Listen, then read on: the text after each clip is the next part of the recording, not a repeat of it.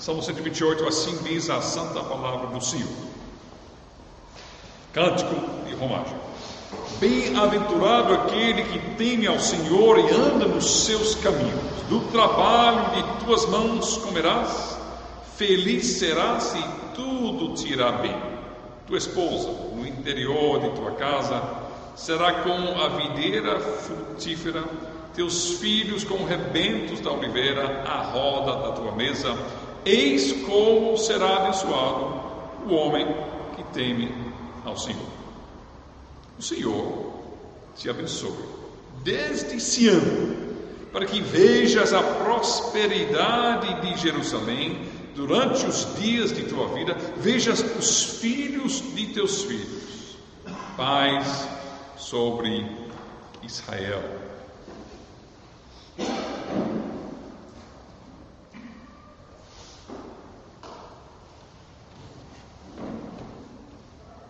E depois da pregação nós vamos cantar o Salmo 127 como resposta à pregação. Amada congregação do nosso Senhor Jesus Cristo, como é a vida abençoada, uma vida abençoada por Deus? Nós podemos andar pelo Brasil e nós podemos ver placas às vezes em frente de igrejas dizendo: pare de sofrer, vem para a nossa igreja, Deus vai te abençoar com saúde, com prosperidade. E se formos perguntar às pessoas em geral como é uma vida abençoada por Deus, provavelmente a resposta seria: é uma vida com saúde e com prosperidade. Só que a Bíblia não diz isso. Isso é coisa da imaginação do homem. O que a Bíblia diz, nós temos resumido em nosso texto. E como a Bíblia descreve a vida abençoada é algo surpreendente, muito surpreendente. A Bíblia diz que a vida abençoada é uma vida de temer o Senhor. De temer. É uma vida de trabalhar. É uma vida de cuidar dos filhos em casa. Aí no verso 4 diz: eis como será abençoado o homem que teme ao Senhor.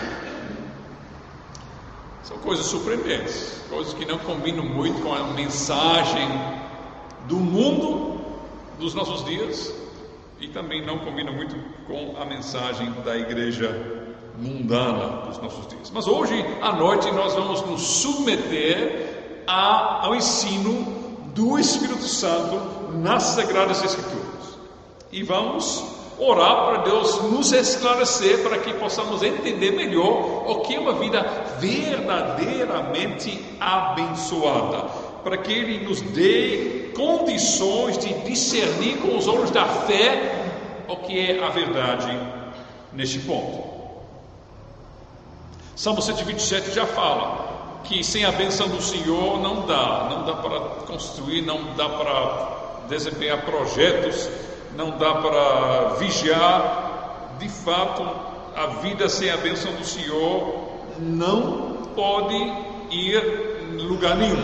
E Salmo 128 explica em mais detalhes como é a vida abençoada. Nós não podemos ver isso na nossa tradução, mas no hebraico o Salmo 127 termina dizendo: bem-aventurado o homem. Usa a mesma palavra em hebraico. Aí no Salmo 28 começa com a mesma palavra: bem-aventurado aquele. Então somos bem ligados. Quando nós lemos bem-aventurado, isso nos lembra do início do saltério. Você se lembra do Salmo 1? Como começa? Bem-aventurado o homem que não anda no conselho dos ímpios, não se detém no caminho dos pecadores, não se assenta na roda dos escarnecedores. Os salmos, os provérbios, a literatura de sabedoria em geral na Bíblia sempre estão nos lembrando que tem dois caminhos. caminho com Deus e com o diabo, o caminho para o céu e o caminho para o inferno, o caminho da luz, o caminho das trevas, o caminho de obediência, o caminho do pecado, obediência, rebeldia. São duas possibilidades. Simplesmente. A vida com Deus ou a vida contra Deus. E nosso salmo vai explicar como é a vida com Deus. E nós vamos ver que é bastante diferente da vida sem Deus. Bem-aventurado aquele que teme ao Senhor. Aí nós podemos nos perguntar, mas temer ao Senhor é uma coisa boa? O Senhor não é nosso Pai? Ele não nos ama? Por que nós devemos temer a Ele? Se um presbítero vai fazer uma visita a uma família e a criança diz, eu temo meu pai, o presbítero vai, o que está acontecendo aqui nessa casa? O filho não deve ficar temendo seu pai. Mas nós devemos entender que tem dois tipos de temor na Bíblia. É a mesma palavra, mas tem dois sabores diferentes. Tem o temor piedoso, tem o temor ímpio. E você lendo a Bíblia, você vai reparar, no Antigo Testamento, ora Deus está dizendo, agora vocês têm que temer o Senhor. E logo depois, às vezes no mesmo capítulo, às vezes no próximo versículo, tem o homem de Deus dizendo, não tem mais. Não tem mais. Como explicar isso? Bom, tem temor piedoso, tem temor ímpio. O temor ímpio é o seguinte, que o pecador está com medo de Deus, porque Deus é um juiz justo. Ele vai destruir seus inimigos, Ele vai cobrar por nossos pecados, Ele vai nos condenar corretamente, justamente pelos nossos pecados, por nossa rebeldia. E enquanto pecador, o ser humano só pode temer e tremer, porque ele merece o inferno. E quando a Bíblia diz a nós, a igreja, não temais, a nós, o povo de Deus, não temais, a Bíblia está dizendo, vocês já foram condenados, vocês já foram lançados no inferno, vocês já pagaram o preço em Cristo, foi pago por vocês, então vocês não devem nada. A igreja não precisa temer o juízo e a ira de Deus de jeito nenhum, de jeito nenhum. E Jesus já pagou tudo, não sobrou nada. Então, por isso a Bíblia diz, não tem mais. Mas tem um outro temor na Bíblia, que é o temor filial, o temor de um filho. E este temor é que o Filho de Deus ama Deus tanto, que ele fica com temor de fazer qualquer coisa contra a sua vontade. Ele quer obedecer, ele quer amar, ele quer seguir a vontade de Deus. E para ele seria a maior catástrofe do mundo ele errar, ele fazer algo contra a santa vontade do seu amado Pai. Este temor não é um temor que o Filho de Deus fica com medo que vai apanhar, vai ser um temor de amor. É como uma moça que tem um noivo que ela ama muito, ela ama e ele ama ela, e ela quer agradar a ele, ela teme fazer qualquer coisa que vai prejudicar o relacionamento, ela não quer isso de jeito nenhum. Esse temor, um temor de amor, um temor filial.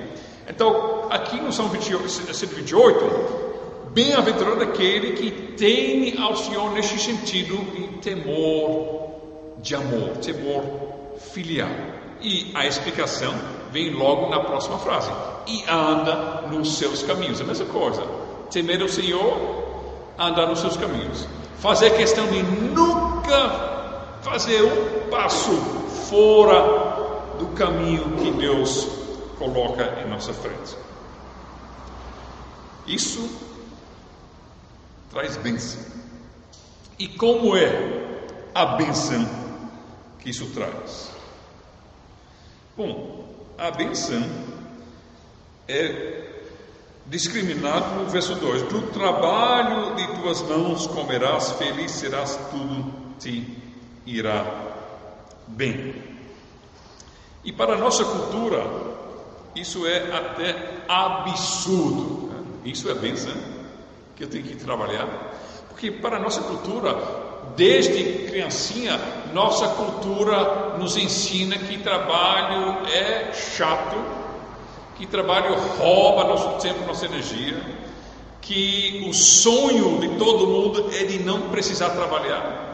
Por isso tem aquelas filas na lotérica, porque todos sonhando que a deusa da sorte vai sorrir sobre mim, vai me abençoar e vai vomitar riquezas dos céus para dentro da minha vida, para eu nunca mais precisar trabalhar. Eu me lembro, eu falei uma vez com alguém que até era membro da igreja: pastor, eu consegui um emprego, que bom. Disse, graças a Deus você conseguiu um emprego. Eu disse, sim, eu preciso ficar olhando algum prédio à noite e é só eu estar lá, só isso. Eu posso amar minha rede, dormir, não preciso fazer nada. Que sonho! Glória a Deus, usando seus talentos, para a glória de Deus, desenvolvendo a terra para a glória de Deus, não é? Fazendo o quê? Dormindo na rede. Isso é o sonho, mas é o sonho do mundo, é o sonho do homem que não teme a Deus com temor filial, mas é o sonho de alguém que deveria temer o juízo do Senhor. E Deus não nos criou para ficar parado, não. O trabalho não é uma consequência do pecado, da queda, não. Deus colocou o homem no jardim para trabalhar. Nós vivemos numa cultura de preguiça, onde o mais alto bem é ficar ocioso, ficar sem responsabilidade nenhuma e só curtir a vida. E a Bíblia diz: isso não é bênção. E vocês ficam num conflito enorme de cosmovisões aqui. Nós, no caso, eu também, vocês. Porque de um lado o mundo diz: trabalho é chato, você tem que sonhar em conseguir uma vida sem trabalho, isso é o céu. E do outro lado vem Deus dizendo: não, a vida é trabalho, a bênção é trabalho. Vocês foram criados por isso. Deus criou Adão não para ficar na rede, Deus criou Adão para lavrar a terra e para cultivar e para guardar o jardim. Trabalho, quando nem tinha pecado aí. E a bênção então é que trabalhando você vai produzir e você vai comer, você vai se regozijar no fruto do seu trabalho, do trabalho das suas mãos comerás. Feliz serás se tudo te irá bem. Veja que aqui a Bíblia não diz o evangelho dos marxistas que no trabalho das mãos dos outros você vai comer. Isso é a vida abençoada do marxista, comerás no trabalho dos outros. Mas a Bíblia diz não, a Bíblia diz você vai comer do fruto do seu trabalho. E isso vai tornar você o quê? Feliz. Não tem coisa mais satisfatória do que sentar com sua família ao redor da mesa e comer aquilo que Deus concedeu a você, como nós ouvimos hoje pela manhã, por meio dos meios ordinários do seu trabalho. É muito satisfatório, uma bênção. Tudo te irá bem. Essa palavra é, na língua original, literalmente tudo será bom para você. E esta palavra bom é a palavra que nós vemos lá em Gênesis capítulo 1, 7 vezes. Deus criou, ele viu aquilo que ele tinha criado e eis que era muito bom. Era bom, era bom, era bom, era bom, era muito bom, diz Gênesis capítulo 1. E esta mesma linguagem nós temos no nosso texto. Quando nós trabalhamos fielmente, quando nós trabalhamos para a glória de Deus, quando nós somos fiéis no nosso trabalho, quando Deus concede o necessário de cada dia por meio do nosso trabalho, isso é uma felicidade. Estamos provando um pouco daquele bom que tinha antes da queda lá em paraíso. Meus irmãos, quando o Espírito Santo vem mudar nosso coração, ele muda nossas atitudes, ele transforma a nossa mente. Nós não nos conformamos mais ao espírito desta época, mas nós somos transformados. E um exemplo, uma prova disto, um sinal disto, é que nossa atitude sobre trabalho muda. Paulo fala, por exemplo, aquele que furtava, que não furte mais, mas que ele trabalhe com suas mãos. Isso é nada mais nada menos do que um eco do Salmo 128 e do Gênesis 1 e 2. O pecado destrói aquilo que Deus criou, destrói as ordenanças e instituições da criação. Cristo vem restaurar. Então o pecado diz: não é uma benção trabalhar, não é uma benção ser fiel, não é uma benção comer do fruto do trabalho das tuas mãos. É melhor pegar aquilo que não é seu, é mais rápido, mais fácil.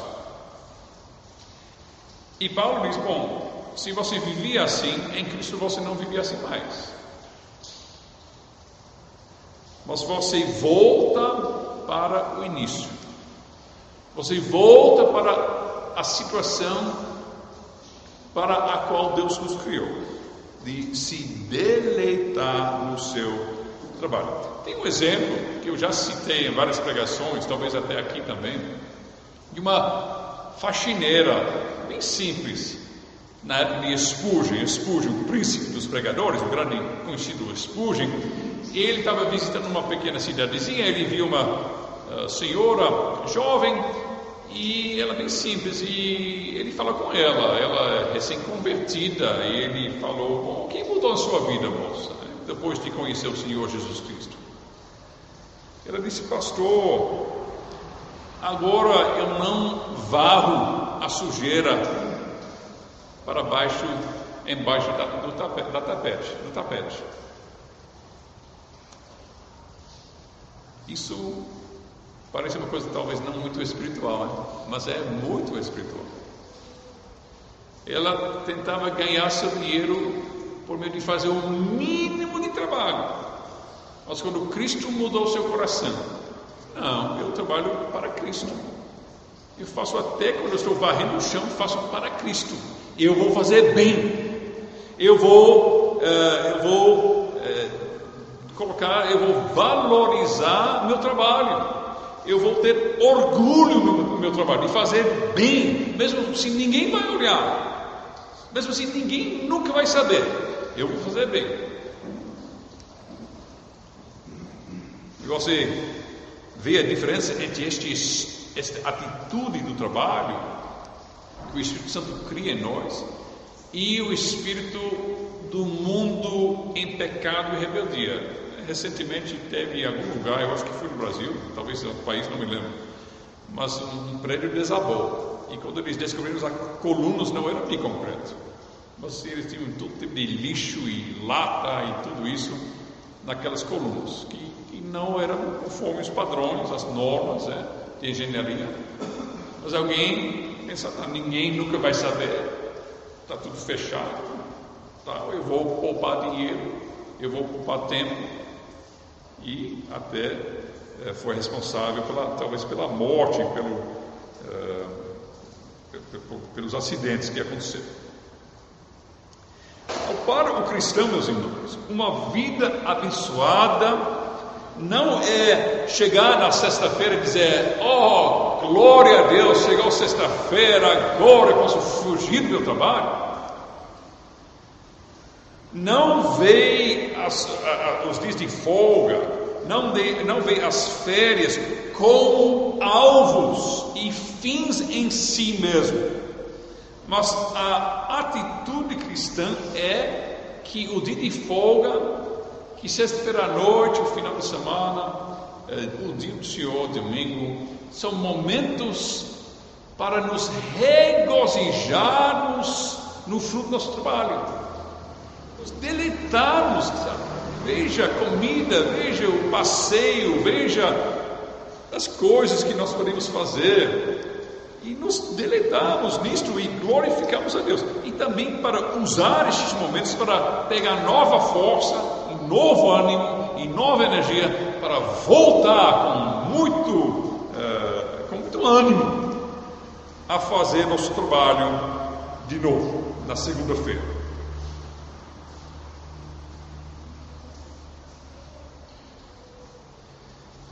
Agora a Bíblia também ensina, e nós vemos isso em Salmo 127, que não adianta se levantar de madrugada, repousar à tarde, comer o pão que penosamente engranjeastes. A Bíblia também ensina que, de um lado, o cristão não abraça a cultura de preguiça, mas do outro lado, o crente não fica escravizado ao seu trabalho, colocando o trabalho como um ídolo que vai salvar a ele. Ele trabalha, porque ele quer mais, ele quer uma vida melhor. Não. A Bíblia não ensina nenhum desses dois extremos, mas a Bíblia ensina uma vida deliberada, uma vida com calma, nos regozijamos no nosso trabalho e também em nossos descansos devidos que nós recebemos de Deus, descansos diários, semanais, mensais e anuais. Isso é o verso 2. Aí continua a Bíblia falando em verso 3 que também tem mais bênção para o bem-aventurado, que é o seguinte: que tua esposa no interior da tua casa será como a videira frutífera. E se o verso 2 nos lembra que nós vivemos numa cultura de morte, de preguiça, o verso 3 nos lembra que nós vivemos numa cultura de morte, a cultura da morte. Olhando todo canto, nós vemos que mais e mais que a chama do Evangelho está sendo apagada na nossa sociedade, que a nossa sociedade celebra a morte de muitas formas. E uma forma gritante é que tem um movimento cada vez mais forte para legalizar o assassinato de bebês no útero. Porque a sociedade vê crianças com problemas, como um peso, e a sociedade acha que a vida e a liberdade significa que a mulher deve ter a possibilidade de se desfazer de um ser humano que está dentro do útero dela, se este ser humano é uma inconveniência para ela.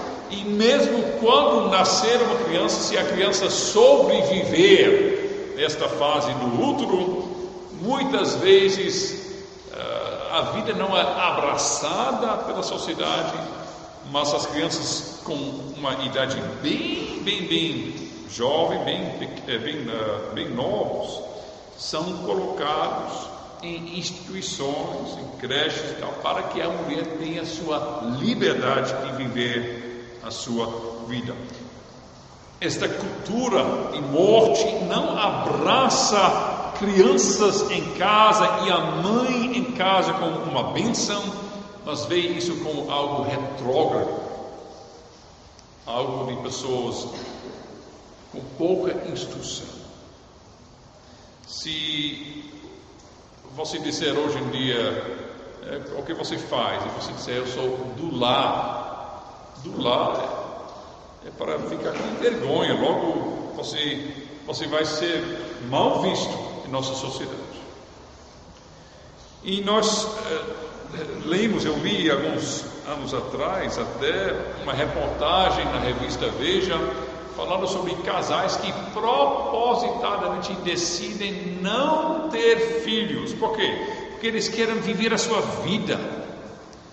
Eles podem gastar mais com viagens e com um apartamento mais chique e gastar mais em restaurantes bons.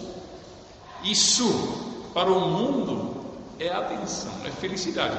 Não trabalhar e também não gastar com filhos, tempo, energia e dinheiro. Isso é o céu para o mundo. Mas a Bíblia ensina outra coisa. A Bíblia ensina que a salvação para a mulher envolve ela abraçando quem ela é. E quem é a mulher? Quem é a mulher? A mulher é fonte de vida. Sim, Deus é fonte de vida, mas em termos humanos Ele colocou este ofício sobre a mulher. Todo ser humano, com exceção de Adão, é fruto do ventre. Até o último Adão, o nosso bendito Senhor e Salvador, Deus de Deus, verdadeiro Deus de verdadeiro Deus, nosso Senhor Jesus Cristo, Ele é fruto do ventre.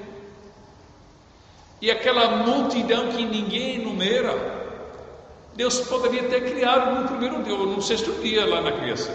Ele não criou não sei quantos animais ao mesmo tempo, as aves, os peixes, tudo, no instante.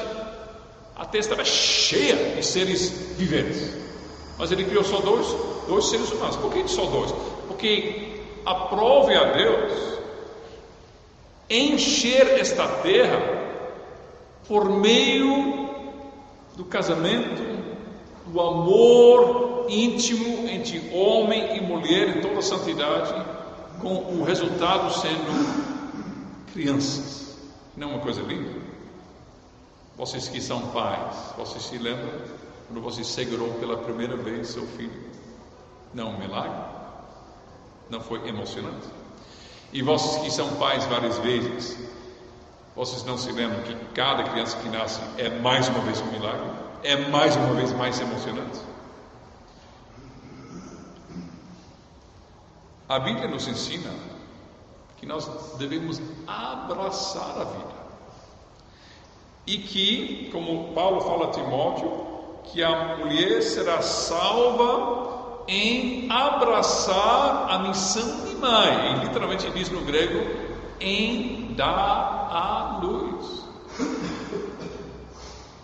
O mundo consegue, pela propaganda, botar em nossa mente que isso é uma coisa meio que reprime a mulher, que corta os sonhos dela, que limita as possibilidades, que torna impossível uma vida de se realizar os seus sonhos, de ser uma mulher realizada. O mundo conseguiu fazer uma lavagem cerebral muito boa, mas a Bíblia nos ensina outra atitude, meus irmãos. E às vezes é difícil para nós ter essa atitude bíblica, porque nós estamos nadando num oceano de pensamentos que são lixo mesmo, pensamentos do inferno, pensamentos da cultura da preguiça e da cultura da morte. Mas veja a mãe do nosso Senhor Jesus Cristo, Maria. Ela era bem jovem. Tem alguns estudiosos que acham que ela talvez tinha uns 15 anos, 16 anos. E em nossa sociedade, uma moça com 15 anos ser grávida, 16 anos, claramente é uma coisa catastrófica, porque claro que normalmente significaria que ela não é casada e não foi feito pela forma correta, né?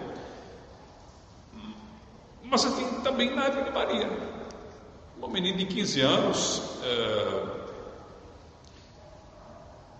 ela ainda não estava casada, estava só desposada com José.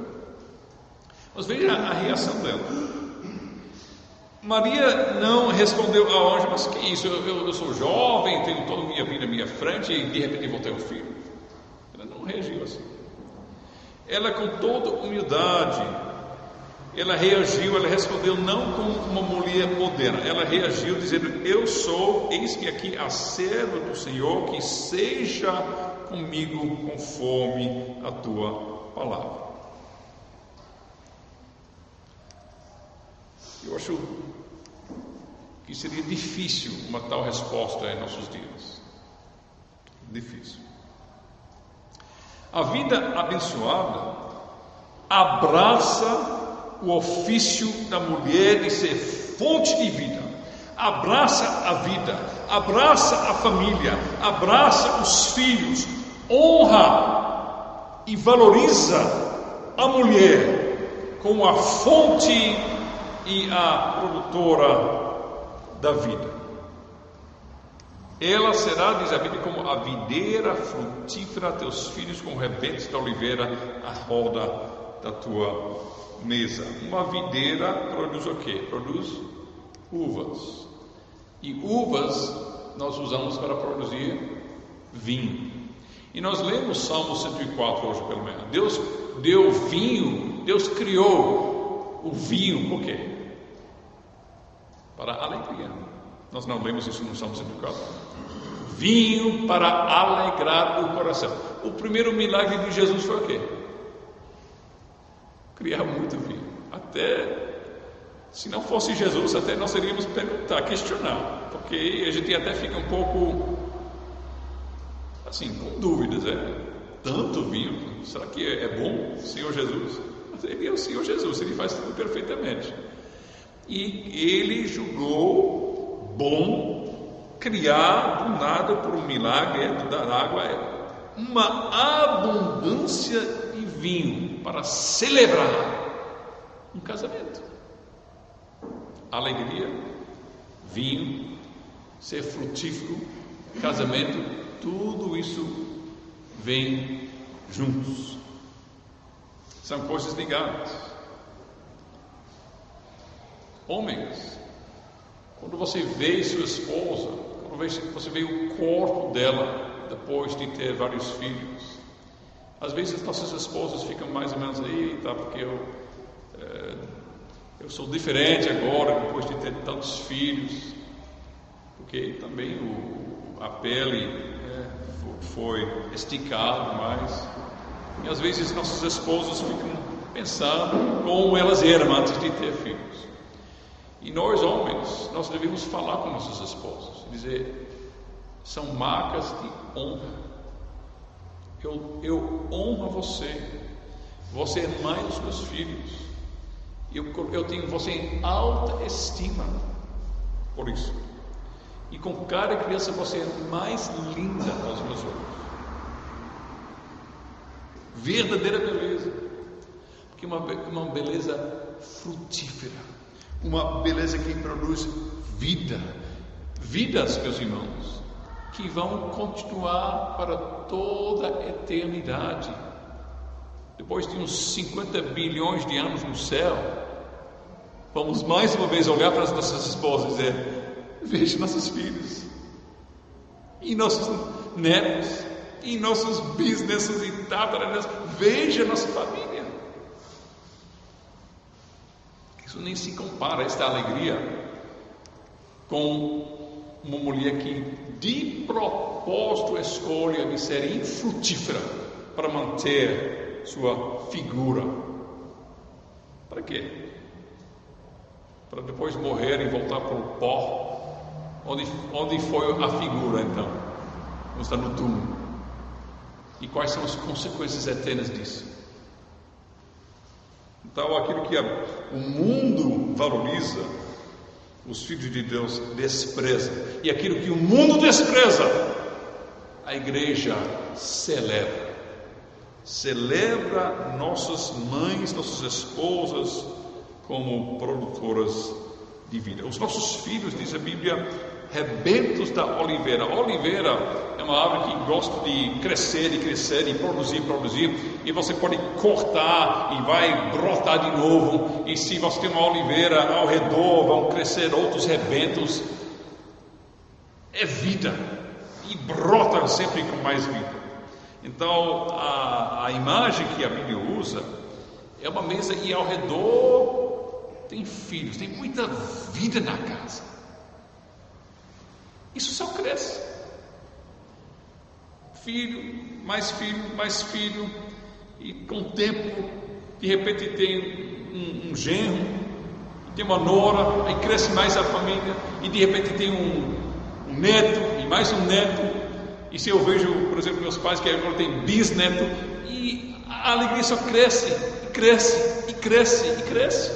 É muito bom. Isso é a bênção que Deus concede. Família, vida, crianças, gerações. Agora veja que a esposa no interior da tua casa é como uma videira. E naquela época muitas vezes tinha uma casa em formato de U, e tinha um tipo de muro, tinha um pequeno pátio interno, onde eles tinham algumas plantas e videiras, por exemplo. Mas veja como a Bíblia chama atenção ao fato que normalmente, por via de regra, o foco e centro da vida da mulher é no interior da casa. E mais uma vez, nós passamos anos e anos de lavagem cerebral pelos filmes, pelas revistas, pelas escolas e tal, pela sociedade, que nos diz que isso é a pior catástrofe que pode acontecer, de dizer que a mulher, o lugar dela é em casa. O mundo proclama um outro evangelho, que a liberdade da mulher é ela escapar da casa. Só que tem um problema, porque o problema é quando um membro, ou vamos usar outro exemplo, quando você tem seu motor do seu carro, cada peça está no seu lugar, não é? E quando uma peça sai do seu lugar e vai para o outro, o que acontece? O motor vai parar, não é? E o mecânico vai olhar e dizer, não, esta peça sai do seu lugar, isso é ruim. Bote a peça no lugar onde deve estar, aí vai funcionar de novo. E nossa sociedade arrancou a mulher do seu lugar. E a nossa sociedade quer fingir que não existe nem homem nem mulher, é só coisa da nossa cabeça. E parece que eles não querem estudar biologia. E a sociedade então ensina que a mulher, ela simplesmente é um homem com útero. E a sociedade quer nos ensinar que homem e mulher são totalmente iguais em todos os sentidos. E que não é justo, na grande competição, na grande concorrência da vida, não é justo que a mulher tenha aquela inconveniência de ter útero e de ter que parar com a corrida de vez em quando para ter um bebê, que ela fica atrás dos homens. Não é justo isso. Mas você vê as consequências, meus irmãos, as consequências ao nosso redor, é que não existe mais casamento, mas são dois indivíduos que são sócios e dividem as despesas e têm uma casa e dormem debaixo do mesmo teto.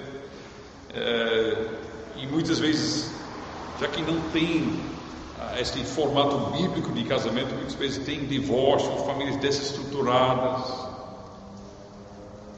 A sociedade é totalmente confusa, porque a sociedade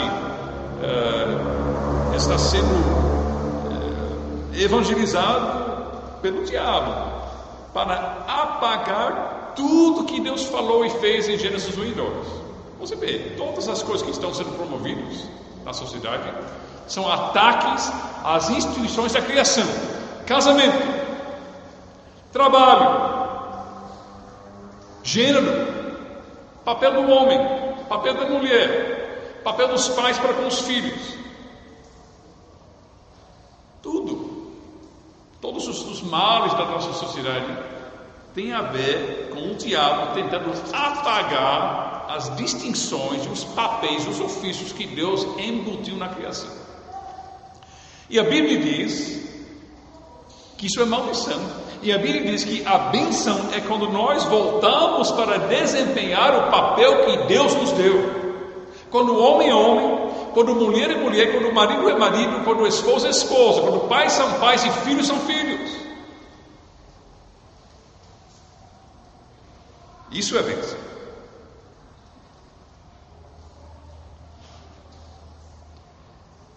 E o salmista diz então, no verso 4: eis como será abençoado o homem que teme ao Senhor. E nós podemos, porque nós temos muita coisa do mundo em nossa cabeça, nós podemos pensar, mas rapaz, que é isso?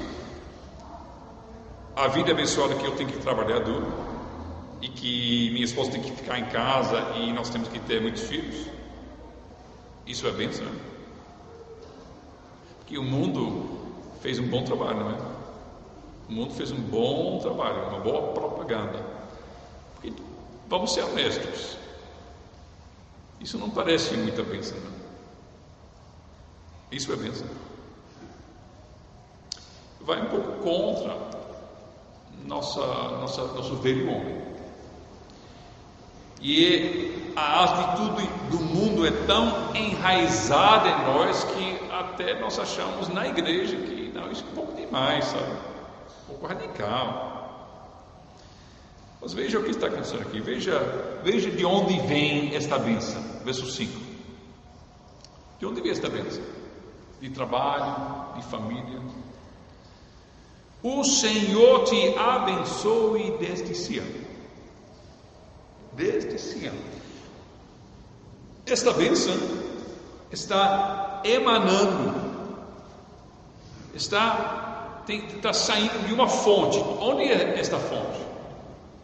Esta bênção está fluindo de algum lugar. Onde é esse lugar? É Sião. O que é Sião? Sião é Jerusalém. Sião é a cidade de Deus. E por que a bênção flui de Sião? Por quê? E lá em Sião tem o templo. E o templo é o lugar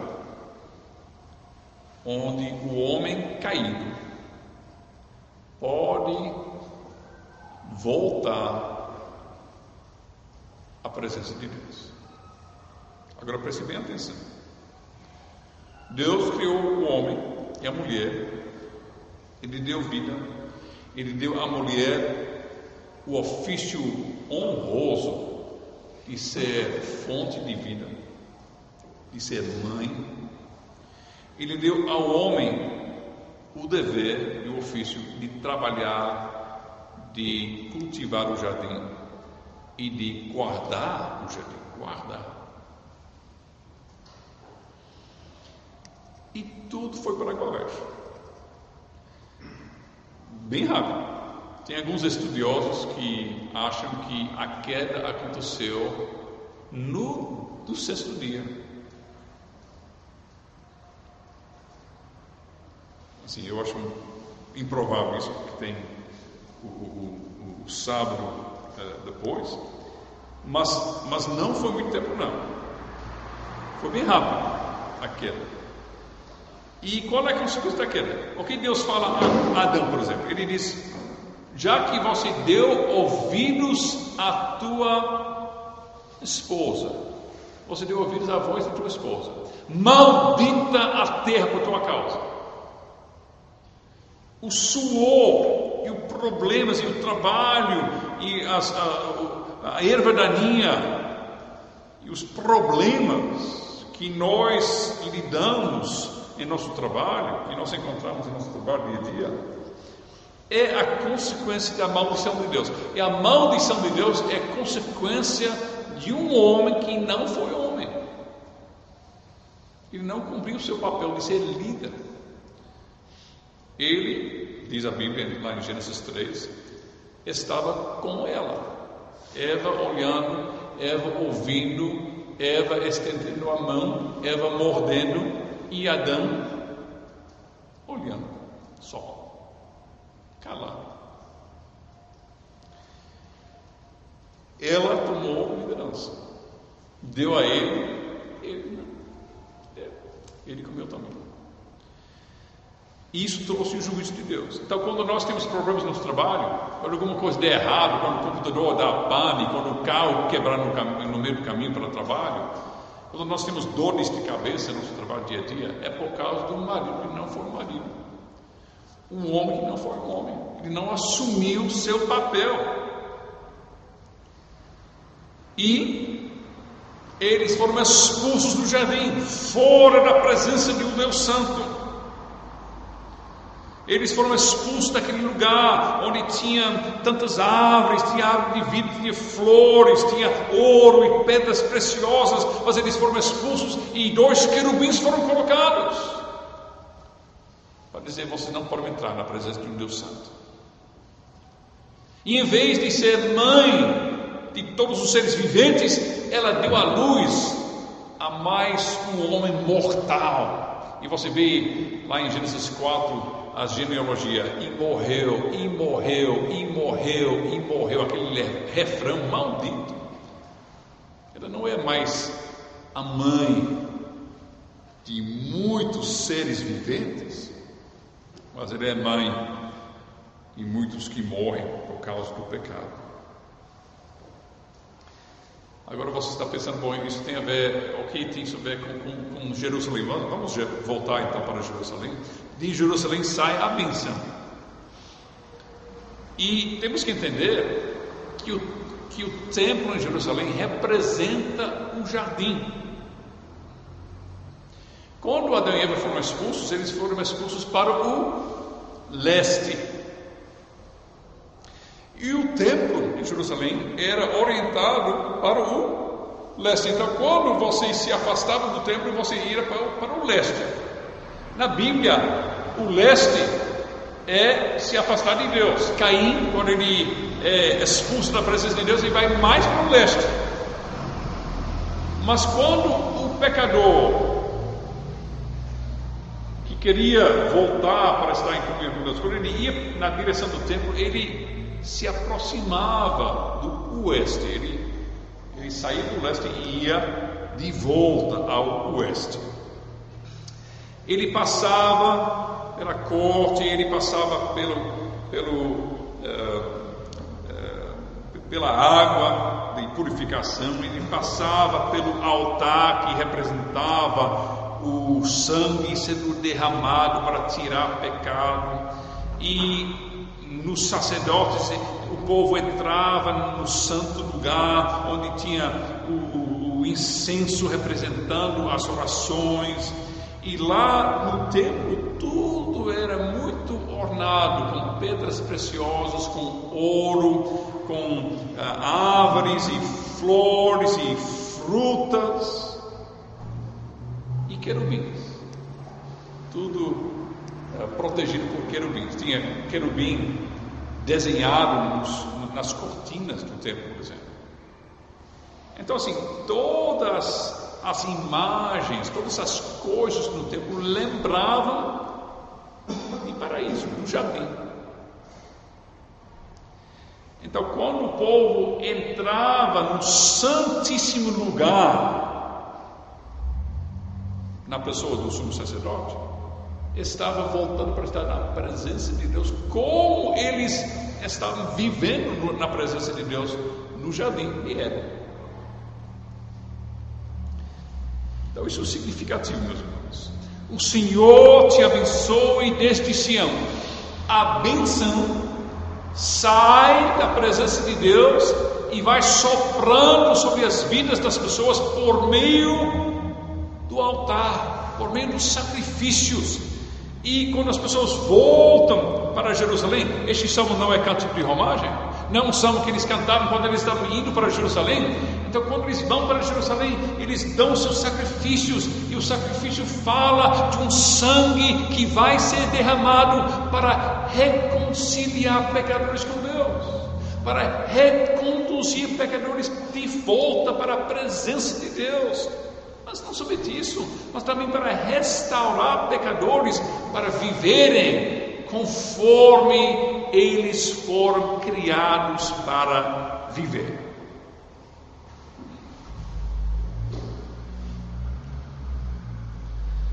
Então, meus irmãos,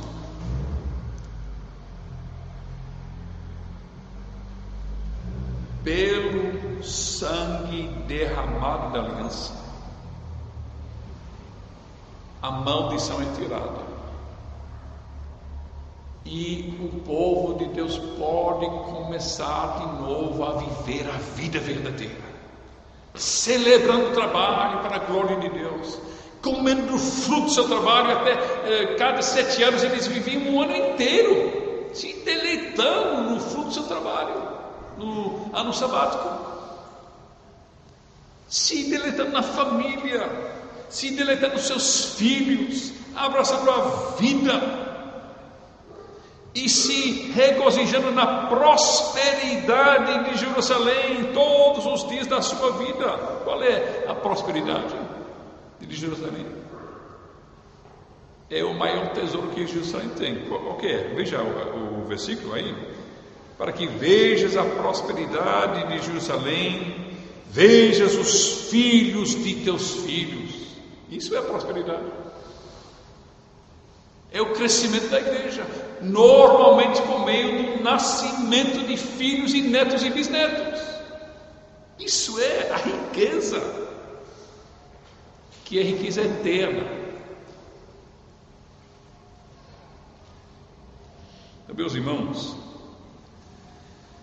quando o povo de Deus estava caminhando para Jerusalém nas suas peregrinações, na romagem, no cântico de romagem, voltando para Jerusalém para cultuar a Deus, eles podiam cantar este salmo dizendo: pelo sangue da aliança nós podemos viver de novo a vida de paraíso. Podemos ser verdadeiros Adãos e verdadeiras Evas antes da queda, porque Deus remove a maldição pelo sangue derramado. Isso é muito lindo, mas a pergunta para nós é o seguinte: nós não temos Jerusalém para visitar, não tem mais tempo. Onde é que nós podemos achar a fonte desta bênção? Onde nós podemos alcançar e achar e atingir e nos aproximar do poder da bênção que nos restaura, para que nós possamos viver a vida de paraíso, para que nós possamos abraçar quem nós somos, conforme Deus nos criou para ser? Onde está o lugar para nós, onde nós podemos achar esta fonte? Bom, Sião é Jerusalém. Sião também na Bíblia se refere à igreja. E a igreja, a nova Jerusalém, a Jerusalém celestial, a igreja é o templo do Espírito Santo.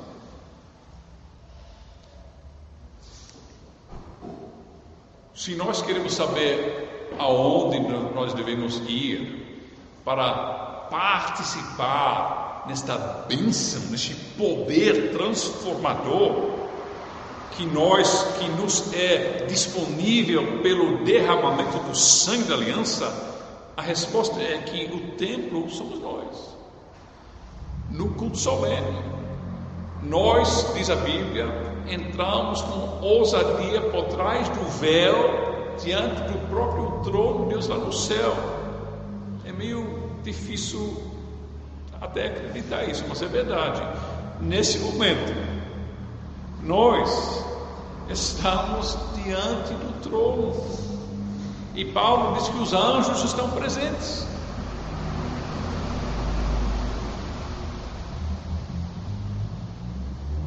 E nós temos um altar e um sacrifício, e nós temos sangue derramado, que não são meros símbolos e tipos, mas nós temos a realidade poderosa do sangue de Cristo, que nos reconciliou com Deus, que abriu o caminho de volta ao Pai. E no poder do sangue de Cristo, nós podemos ser de novo verdadeiros Adãos, verdadeiras Evas antes da queda, porque o Senhor nos abençoe. Todo domingo Ele levanta as suas mãos sobre nós, Ele coloca sobre nós a sua bênção.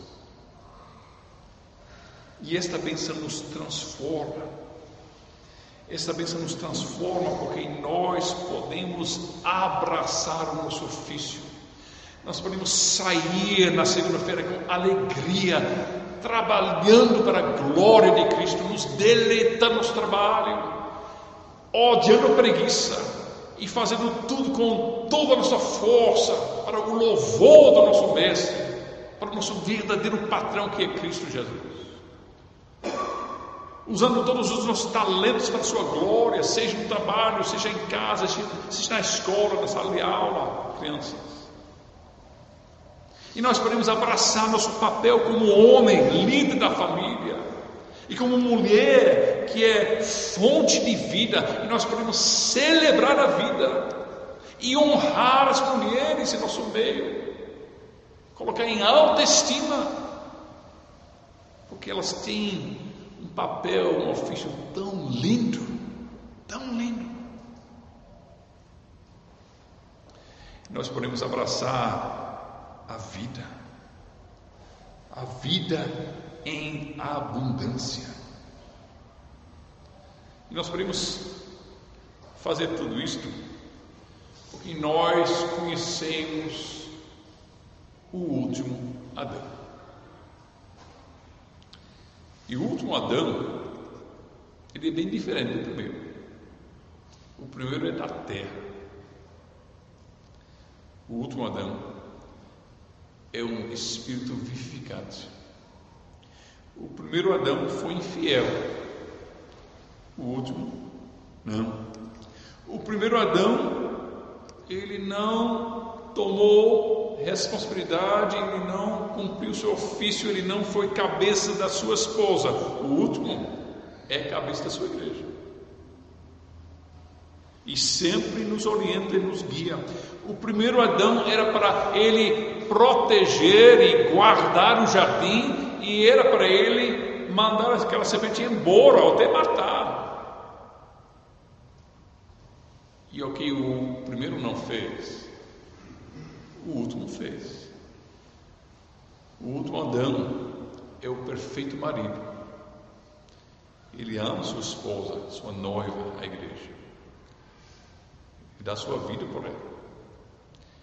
E ele pega aquela serpente, aquela antiga serpente, o dragão, o diabo, e ele acaba com ela. Isso é a história da Bíblia.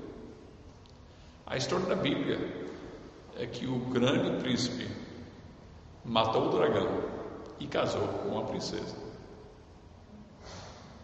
Isso é a história. O primeiro nem chegou perto a fazer, mas o último Adão fez.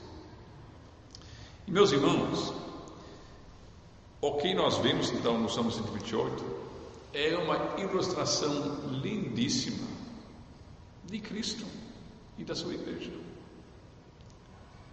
Cristo foi fiel. Para mim, ele disse: fazer a vontade do meu Pai é meu alimento.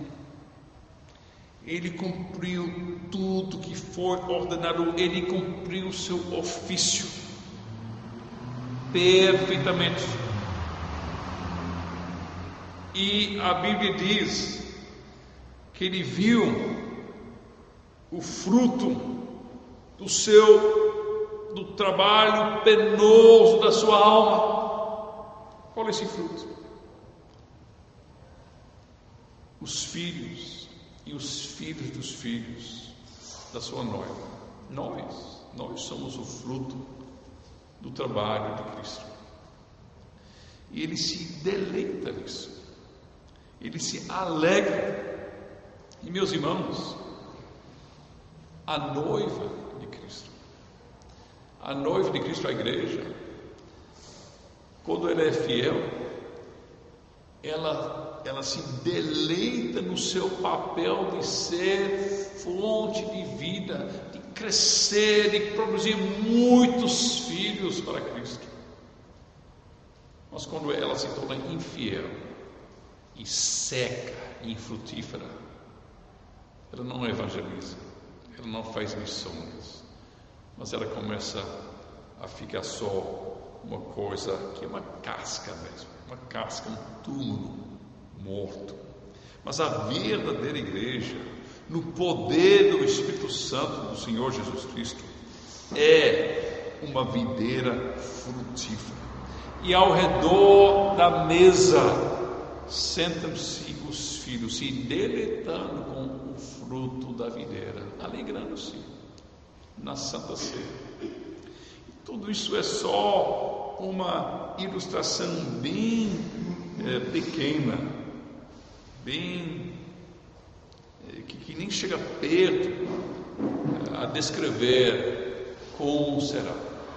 E, meus irmãos, esse salmo também nos aponta para o dia quando nós vamos presenciar e participar nas bodas do Cordeiro.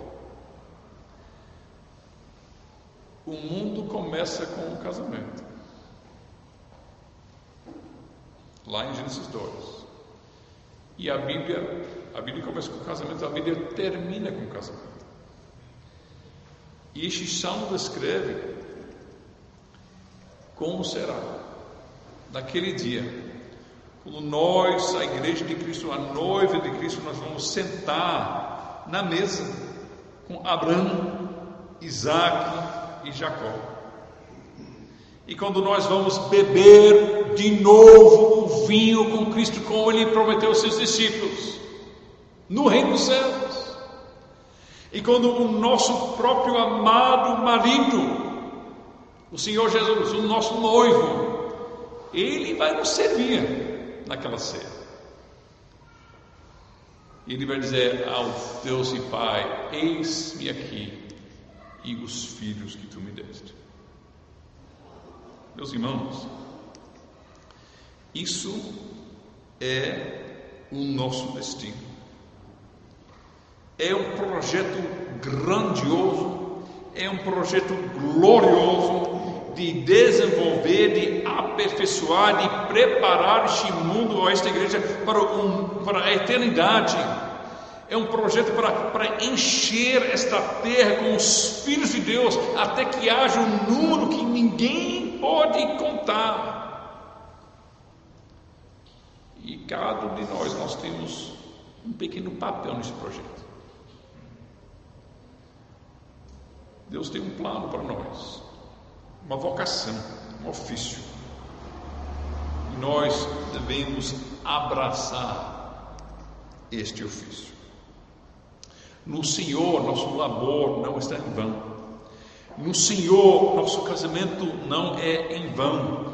no Senhor Jesus Cristo, nossa vida tem significado e tem propósito. Nosso casamento tem significado e uma significância eterna. Nossos filhos têm significância eterna também.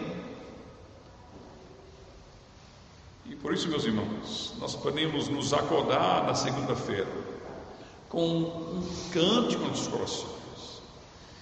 Podemos, com profunda alegria, nos deleitar um no outro, nosso casamento, uns nos outros, como pais e filhos. Nós podemos nos deleitar em nosso trabalho, sabendo que isto é a vida abençoada, a vida do paraíso. E nós podemos nos deleitar e nos alegrar, porque nós sabemos que estamos um dia mais perto, uma semana mais perto daquele dia quando o jardim vai ser transformado em cidade, e quando todos os santos vão sentar na mesa com Abraão, Isaque e Jacó para tomar do fruto da vida com Jesus, aquela celebração da vida que não tem fim. Amém.